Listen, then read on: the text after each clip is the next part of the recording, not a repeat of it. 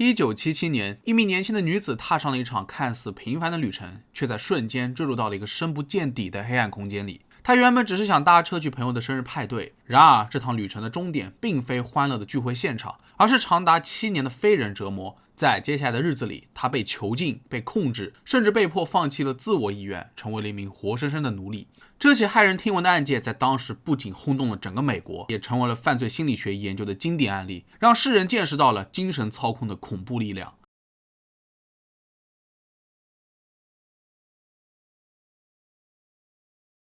1977年5月19日，20岁的科林斯坦在俄勒冈州的尤金前往加州参加朋友的生日派对。为了节省路费，他选择了搭便车。作为一个搭便车的老手，在旅途当中，他已经拒绝了几个陌生人的搭载请求。直觉告诉他，那些车都不太安全。直到一辆蓝色的面包车停下时，他看到了车内的情景。这是一对年轻的夫妇，他们分别是卡梅伦·胡克和珍妮斯·胡克，以及他们年幼的孩子。这让斯坦放松了警惕，他认为这对夫妻应该是最安全的，于是就上了他们的车。一开始，车内的气氛还算是平静，3个人只有过简单的交谈。不过，在驶出雷丁后不久，卡梅伦将车驶向了一条偏远的小路，他突然停了下来，拿出一把刀威胁斯坦，随后强行将他戴上了手铐，并用一个特殊设计的木箱套住了他的头部，使他无法看到外界，也无法求救。这个木箱不仅遮蔽了他的视线，还十分的隔音，让他的尖叫声根本就传不到车外。随后，他就被塞入车内后座的狭小空间里面，完全被控制住了。在绑架发生后，胡克夫妇并没有立刻回家，而是带着斯坦继续行驶了一段时间，以确保不会被人发现。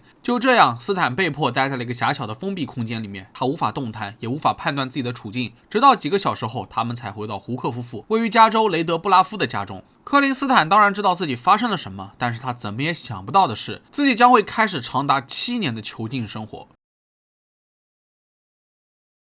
回到家后，斯坦被关押在了胡克夫妇的家中地下室里。为了不引人注目，他被迫睡在了一个狭小的木箱中，每天长达23个小时。这个木箱非常的狭窄且封闭，几乎没有通风口，这使他长期处于黑暗和窒息的环境当中，只能蜷缩着身体，无法自由活动。除了被迫蜗居在狭小的木箱中，一有时间放出来，卡梅伦就会用皮带和铁链将他固定在各种装置上，限制他的活动范围。而接下来，卡梅伦会对他进行一系列的酷刑，包括鞭打、电击以及性虐待，有时候甚至将他悬挂在房间中，使他的身体承受极大的痛苦。他偶尔还会使用各种工具，例如夹子、钉子以及尖锐物体，让他彻底屈服。1978年1月，卡梅伦逼迫斯坦签署了一份终身奴役协议，他被卡梅伦称作为 K， 这是只属于他身为奴隶的新名字，而且每天还要被迫称卡梅伦为主人，未经主人的允许还不准说话。除了长期的身体折磨之外，斯坦还遭受了严重的心理虐待。卡梅伦不断地向斯坦灌输一系列离奇的故事，他欺骗斯坦自己被一个名叫公司的神秘组织给控制了，该组织据称会残酷地惩罚逃跑者及其家人。他想让斯坦相信，倘若他尝试逃跑，不仅他自己会遭受可怕的后果，他的家人也会被这个公司给处死。就这样，卡梅伦系统性地摧毁了斯坦的心理防线，剥夺了他的个人意志，甚至还通过剥夺他的名字、身份和独立思考的权利，使他完全服从于他，日复一日地控制着他的饮食和睡眠，限制他与外界接触，并用极端的孤立手段让他感到完全无助。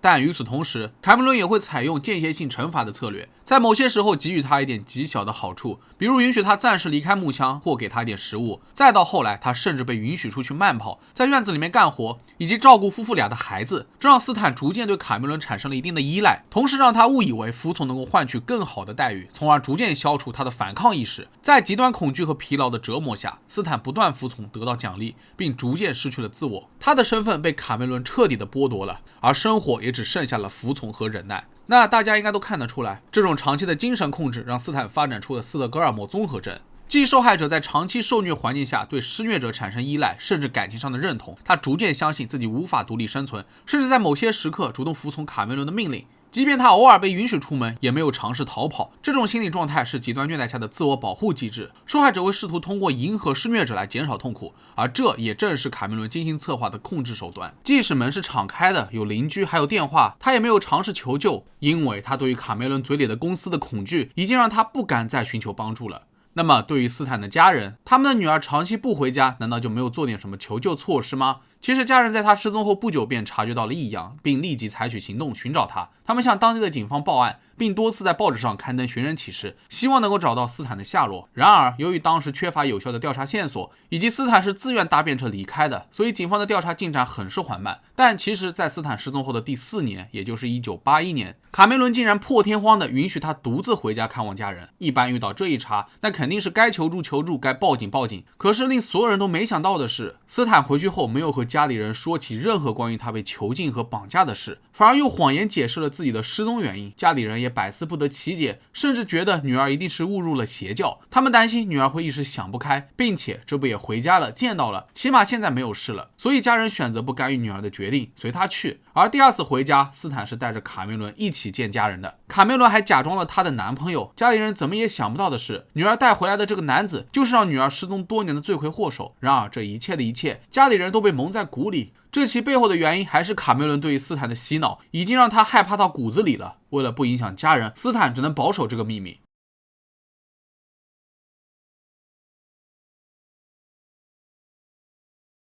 1984年，卡梅伦的妻子珍妮斯的内疚感逐渐加深，她最终向斯坦坦白了，卡梅伦嘴里的这个公司其实是不存在的，而且他自己其实也是长期受到卡梅伦的洗脑折磨。原来搞了这么久，这个女主人也是一个受害者。但是现在的斯坦已经完全变了，甚至不相信珍妮斯的话，并坚持认为这个公司是存在的。反正不管怎么说，珍妮斯还是决定帮助斯坦逃离。他告诉斯坦现在可以自由离开了，但斯坦仍然不敢相信，他害怕会受到惩罚。为了让斯坦彻底相信他是自由的，珍妮斯安排了他打电话给家里人。在拨通电话的那一刻，斯坦的手在颤抖，但他终于鼓起勇气告诉了家人一切实情，并希望能够回家。而令人震惊的是，卡梅伦在听到斯坦要离开后，第一时间竟然不是发怒，反而是大哭了一场，而且没有阻止他。其实这也有可能是因为卡梅伦对自己的控制能力过于自信，认为斯坦不会真的逃走。而事实上，珍妮斯在背后偷偷带着斯坦离开了这个地狱般的地方。他们前往了一家汽车站，珍妮斯帮助斯坦买了一张前往家乡的车票。在上车前，斯坦回头望了一眼那个囚禁他7年的地方，深知自己终于是自由了。在回到家几个月后，斯坦没有报警，还定期给卡梅伦打电话。在后来的审判当中，他解释道，说自己这么做是想给卡梅伦一个改过自新的机会。但是珍妮斯却不干了，她做出了决定，带着斯坦的经历和证据，以及之前卡梅伦曾经绑架、折磨并谋杀过一个19岁的女孩玛丽·伊丽莎白·斯潘海克的证据，主动向警方举报了自己的丈夫。珍妮斯向警方详细描述了卡梅伦是如何绑架、折磨和控制斯坦的，并说出了他们家中有相关的物证。1984年8月，警方迅速采取行动，逮捕了卡梅伦。调查人员在他的家中发现了用于囚禁斯坦的木箱、锁链以及其他的酷刑工具，这些证据进一步证实了珍妮斯的供词。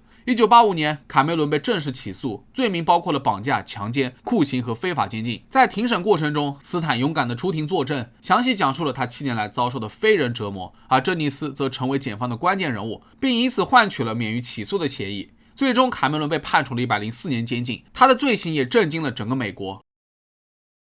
在审判结束后，斯坦回归到了正常的生活，他接受了心理治疗，并继续读书，攻读了会计学位。虽然他已经安全，试图过上正常的生活，但痛苦却如影随形。他的故事也被改编成为了各种书籍和纪录片。本案最令人震惊的地方在于，卡梅伦成功利用心理学手段，使斯坦在长期折磨下形成了斯德哥尔摩综合症，甚至在获得短暂自由的时候也未尝试逃跑。他通过恐吓、剥夺个体意识、孤立以及间歇性惩罚等方式，彻底摧毁了斯坦的自主意识，使他认为自己的唯一生存方式就是服从。这种心理控制的可怕之处在于，即使没有铁链和牢笼，受害者依旧无法挣脱。这起案件也促使执法机构更加关注长期囚禁案的特征和应对方法。那么好了，本期视频到这就结束了。各位对斯坦的绑架故事有什么看法？可以在评论区下方留言。如果觉得视频做得不错的话，也别忘了点赞、收藏和关注。我是正正，咱们下期视频再见吧。